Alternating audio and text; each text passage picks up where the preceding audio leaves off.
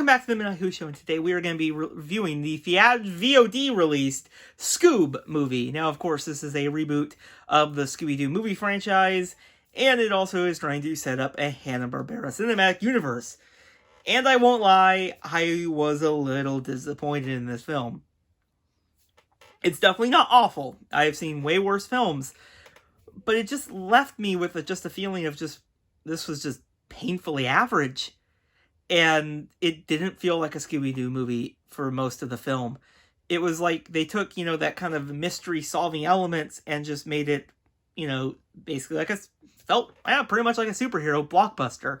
They had, Blue Falcon in it. And it just felt like they're trying to go all around the world to find, these 3 relics, and then they fight a big monster at the end.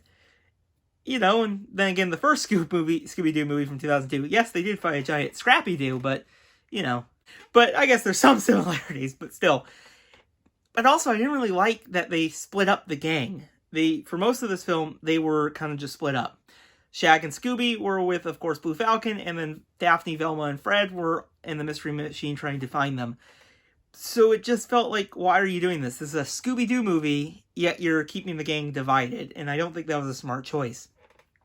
But what I can say is the voice acting was decent. I think for the Scooby Mystery Gang and the side characters that they had in this movie, the voice acting was pretty good. But I also feel that they should have done the original voice actors. And when I'm watching this film, it really took me aback for a little bit because I'm not used to these. And I just was like, where's, Matthew Lillard or Frank Welker doing Fred? It felt really off-putting for me for a little bit. I did get used to it. So that was, something. But I honestly think the only reason they did that was to try to basically, they're trying to make it their own film. So in order to do that, they basically just, recast the characters. But, it's just negative. But what I can say, though, is the voice acting felt it was decent enough. I can also say that the animation was pretty solid. It was definitely full of great set design, some really good colors to it, and they really did actually modernize all the Hanna-Barbera characters really well. The Scooby Doo gang, it felt, didn't feel like they deviated too much from, of course, their original costumes. Blue Falcon, I think they did a pretty good costume design, and even Dynamite. And, of course, Captain Caveman had a good design, too. So they definitely felt like they really did a good job paying tribute to the original designs, but also made them their own in this movie.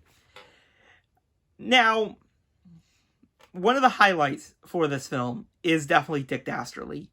He is probably the saving grace of this entire movie. He basically, every scene he is in, he is just phenomenal. The voice actor they picked plays him perfectly. It felt like a modernized Dick Dastardly, and it was phenomenal.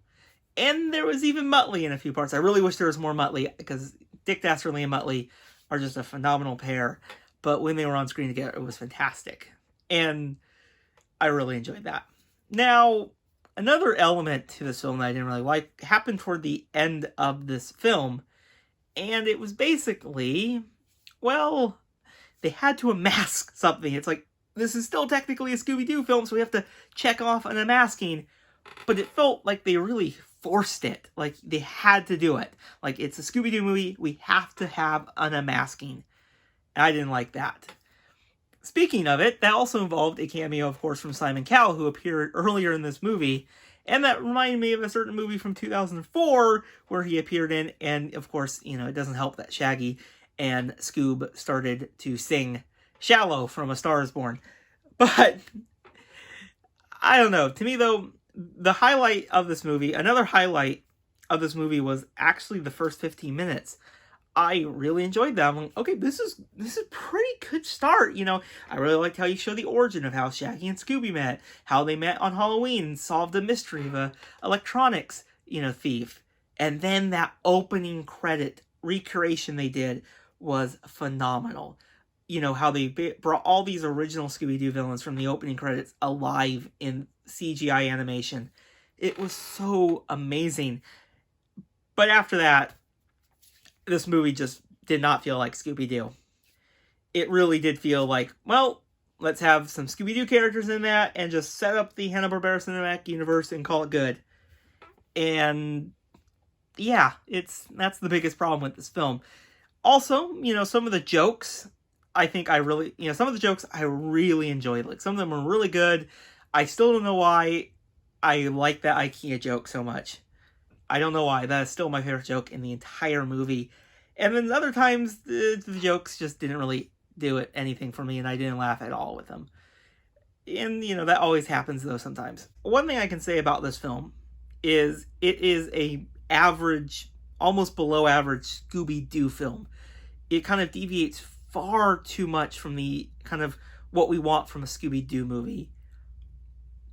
And it becomes more of a subpar Hanna-Barbera movie. And when I was watching this, the only thing I kind of realized is one thing, is all I really want out of this entire thing, after watching it, is basically I realized the highlight of this movie is Dick Dastardly. And I really think there should have been a whole movie about Dick Dastardly. That would have been phenomenal. But, in the long run, it's another Scooby-Doo reboot. They sometimes, yeah,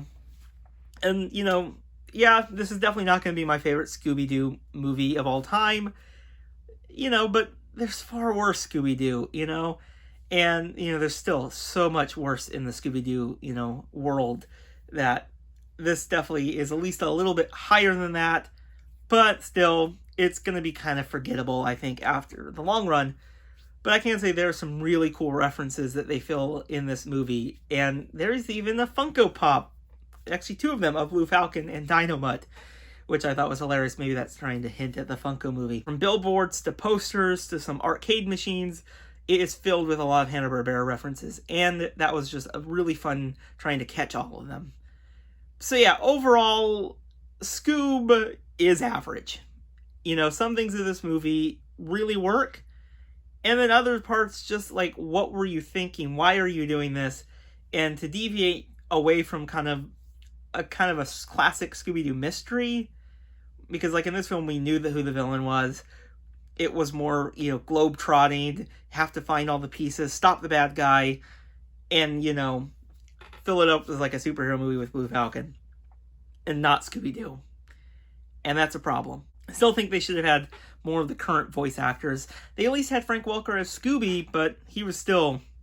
They really didn't focus on it too much. Like, every time you see the trailers, it was always... He was the last person listed, which I don't think was kind of cool. He's Scooby-Doo. I don't know why they did that. But yeah, overall, a low C. Still think it's a movie that you can still, watch, right now, because there's not much content out there. It's just another case of, we have one movie, but we have to set up the future. And whenever it happens, it results in a very mixed to average film. That's my overall thoughts on the Scoob movie. If you guys saw it, either by renting or, of course, buying it, tell me your guys' thoughts on this movie in, of course, the comments below. And I'll see you guys in the next video. Bye, everyone.